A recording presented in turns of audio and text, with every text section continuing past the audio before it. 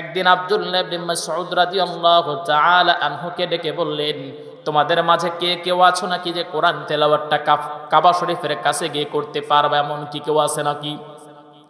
যুবক সাহাবী তখন পর্যন্ত মুছ উঠে নাই, দাড়ি গজায় নাই। সেই যুবক আব্দুল্লাহ ইবনে মাসউদ রাদিয়াল্লাহু তাআলা আনহু নবীজির সামনে দাঁড়ালেন আর দাঁড়িয়ে বলছেন, হে রাসূল, আপনি যদি আমারে অনুমতি দেন নবীজি, আমি কোরআন তেলাওয়াত করতে চাই।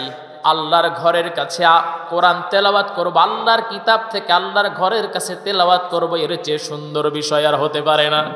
এত সুন্দর একটা বিষয়, হে রাসূল আমাকে অনুমতি দেন। নবীজি বললেন, না, আমি পরীক্ষা করে দেখলাম যে তোমরা এখনো সেই সাহসটা তোমাদের ভিতরে হয়েছে নাকি, আমি এটা তোমাদের সঙ্গে একটু পরীক্ষা করে দেখলাম। সাহাবী বলে, নবীজি আপনার পবিত্র জবান থেকে হয়েছে, বাস্তবায়ন আমি অবশ্যই করব। ইয়া রাসূলুল্লাহ, আপনি আমারে অনুমতি দেন। নবীজি অনুমতি দেন না, কিন্তু সাহাবী নাসর বান্দা বলে, নবীজি আমি অবশ্যই যাব। এইবার যখন সাহাবী যখন রওনা দিয়ে দিলেন কাবা শরীফের পাশে, তিনি চলে গেলেন আর সুন্দর করে তিনি তেলাওয়াত শুরু করে দিলেন। সবাই বলেন আর রহমান আল্লামাল কুরআন খালাকাল ইনসানা আল্লামাহুল বায়ান। সবাই বলে আল্লাহু আকবার। এমন করে যখন সুললিত কণ্ঠে সুন্দর করে যখন তিনি কোরআন তেলাওয়াত করতেছিলেন, কাফের বেঈমানেরা চলে আসলো।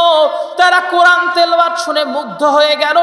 কারো মুখে কোনো কথা নাই, কারো কোনো নড়াচড়া নাই।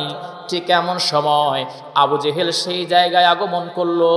আর আগমন করে আবু জেহেল দেখলো যেভাবে কাফেররা, আমার অনুসারীরা যেভাবে কোরআন তেলাওয়াত শুনছে, আব্দুল্লাহ ইবনে মাসউদ যেমন করে কোরআন তেলাওয়াত করছে, এমন করে চলতে থাকলে একটা পর্যায়ে গিয়ে তারা পাগল পারা হয়ে তারা মুসলমান হয়ে যাবে, মুহাম্মাদের উপর ঈমান আনবে।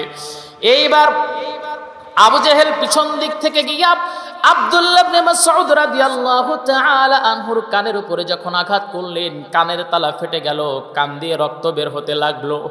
আব্দুল্লাহ ইবনে মাসউদ রাদিয়াল্লাহু তাআলা আনহু তিনি কোরআন তেলাওয়াত বন্ধ করে হাতটা কানের কাছে দিয়ে, হাতটা যখন দেখলেন কান থেকে রক্ত বের হচ্ছে, নবীজির প্রিয় সাহাবী ইয়াং যুবক মানুষ, তিনি ডেকে বললেন, ও আবু জেহেল, তোমার মক্কায় এখন ক্ষমতা, এই জন্য তুমি আমার কানের তালা ফাটাইয়া দিলা রে আবু জেহেল। একটা সময় পর যখন আল্লাহ পাক আমাদের ক্ষমতা দিবেন, ওই তোমার ক্ষমতার চাবি যেদিন আমাদের হাতে চলে আসবে, সেদিন একটা নয় দুটো কানের তালা আমি আব্দুল্লাহ ইবনে মাসউদ তোমার ফাটাইয়া দেব। জোরে কান সুবহানাল্লাহ। আমার ভাইরা, আমার বন্ধুগণ, আমার নবীজির দিকে, আমার আপনার নবীজির দিকে দেখেন। নবীজির চাচা আবু লাহাব কিন্তু পাথর নিক্ষেপ করেছিল। নবীজি বড় পাহাড়ের উপর উঠলেন, আর নবীজি ওই সময়কার বিজ্ঞান, নবীজি ওই সময় লাল পতাকা উড়ালেন। নবীজি লাল পতাকা উড়ানো মাত্রই বা জোরে সাউন্ড করলেন।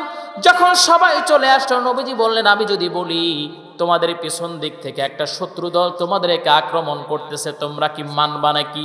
সবাই এক বাক্যে বলল, আল আমিন। যেহেতু তোমাকে আল আমিন বলি, কখনো তুমি মিথ্যা কথা বলবা না, তুমি সত্যবাদী, কখনো মিথ্যা বলো না, তুমি হলা সত্যবাদী। ও মুহাম্মদ, কেন বিশ্বাস করব না? নবীজি বললেন, তাহলে আমি তোমাদের কালেমার যে দাওয়াতটা দিচ্ছি, সেই দাওয়াতটা কেন তোমরা মেনে নিচ্ছ না? দাওয়াতটা মেনে নাও, দুনিয়াতে সফলতা অর্জন করবে, আবার আখিরাতেও সফলতা অর্জন করবে। রব্বানা আতিনা ফিদ দুনিয়া হাসানাতাও ওয়া ফিল আখিরাতি হাসানাতাও ওয়া কিনা আযাবান নার। সবাই বলি আল্লাহু আকবার। আমার ভাইরা, আমরা দোয়া করি, আল্লাহ দুনিয়াতে কল্যাণ দেন, আখিরাতে কল্যাণ দেন, জাহান্নামের আগুন থেকে আমাদের মুক্তি দেন। সবাই বলেন আল্লাহুম্মা আমিন। আমার ভাইরা, আমার বন্ধুগণ, নবীজির চাচা আবু লাহাব ওই সময় ছিল। নবীজির দিকে তাকালো, হাতে তিনি একটা পাথর তুললেন। তিনি এইবার হাত দিয়ে নবীজির দিকে পাথরটা মারলেন। পাথরটা নবীজির গায়ে লাগে নাই, নবীজির দেহে লাগে নাই।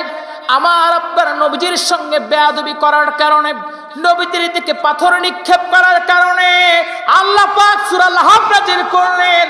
আল্লাহ পাক জানালেন, তাব্বাত ইয়াদা أبي لهب وتب ما أغنى عنه ماله وما كسب سيصلى نارا ذات لهب وامرأته حمالة الحطب في جيدها حبل من مسد সবাই বলি আল্লাহু আকবার।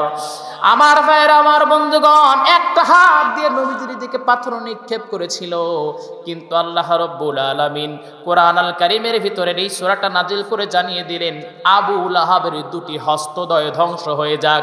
তার মানে বোঝা যায় ইসলামের বিপক্ষে ডাইরেক্ট ইনডাইরেক্ট লেখনির মাধ্যমে, কলমের মাধ্যমে, মুখের জবান দিয়া যারা ইসলামের বিপক্ষে অবস্থান নিবে তাদের দুটি হাত মানে দুনিয়ার হাত, আখিরাতের হাত আল্লাহ ধ্বংস করে দিবে, ঠিক কিনা?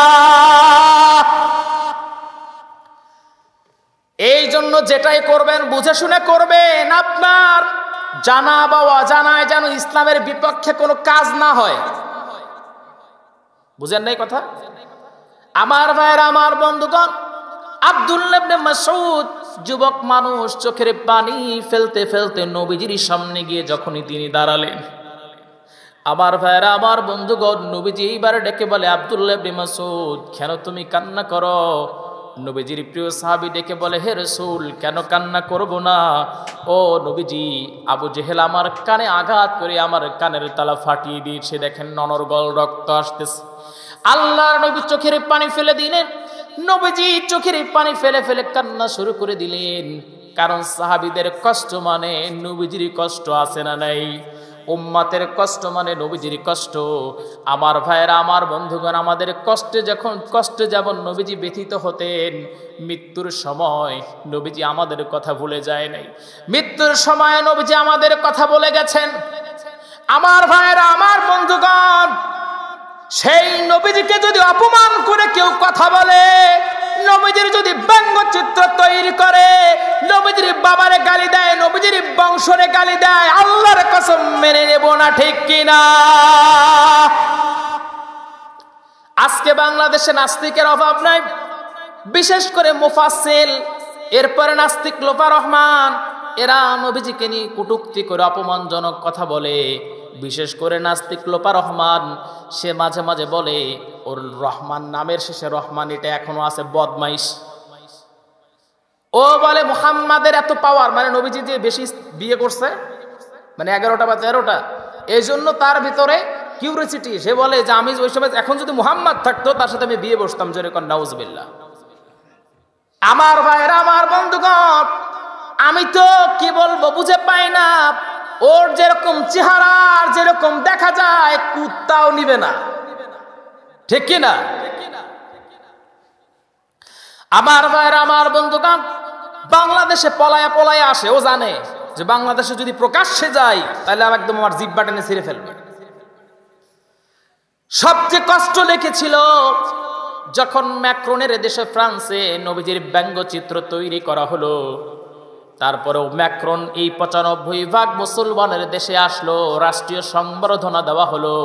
এরপরে ম্যাক্রনকে রাষ্ট্রীয় সংবর্ধনা দেওয়ার পর বাংলাদেশের প্রত্যন্ত অঞ্চলগুলো ঘুরে ঘুরে দেখানো হলো।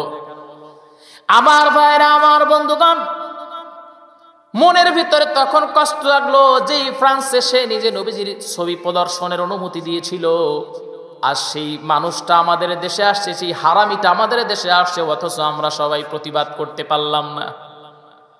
আমার ভাইয়েরা, আমার বন্ধুগণ, তবে এইরকম দিন থাকবে না। অচিরে ইমাম মাহদী আলাইহিস সালাতু ওয়াস সালাম আসবেন, আর ইসলামের পতাকা পতপত করে বিশ্বের বুকে উড়বে, ঠিক কিনা? আমার ভাইয়েরা, আমার বন্ধুগণ, আব্দুল্লাহ ইবনে মাসউদ বললেন, হে রাসূল, আমার কানের তালা ফাটিয়ে দিয়েছে, এই জন্য কোনো কষ্ট আমার নাই। নবীজি আমাকে কোরআন তেলাওয়াতে বাধা দিয়েছে, এই জন্য আমার কষ্টে কলিজাটা ছিঁড়ে যায়। কিন্তু আমি আবু জেহেলকে বলে এসেছি, আবু জেহেল, আজকে তোমার ক্ষমতা, সেই জন্য তুমি আমার একটা কানের তালা ফাটিয়ে দিয়েছো। আল্লাহ পাক যদি কোনোদিন আমাদের ক্ষমতা দেয় তোর দুটো কানের তালা আমরা ফাটাইয়া দেব। জোরে কোন সুবহানাল্লাহ। আমার নবীজি যখন হাতটা তুললেন, নবীজি হাত তুলে আল্লাহর কাছে প্রার্থনা করলেন। আমার ভাইরা, আমার বন্ধুগণ, আমার আপনার নবীজি যখন মন থেকে যদি কিছু চাইতেন, আল্লাহ পাক সেটা চাওয়ার আগেই সেটা কবুল আর মঞ্জুর করে নিতেন। আর আমার আপনার নবীজি হাত তুলে দোয়া করলেন, আল্লাহ পাক অবশ্যই অবশ্যই আব্দুল্লাহ ইবনে মাসউদের দোয়াটা এবং নবীজির এই দোয়াটা কবুল আর মঞ্জুর করে নিয়েছেন। আল্লাহু আকবার বলবেন না?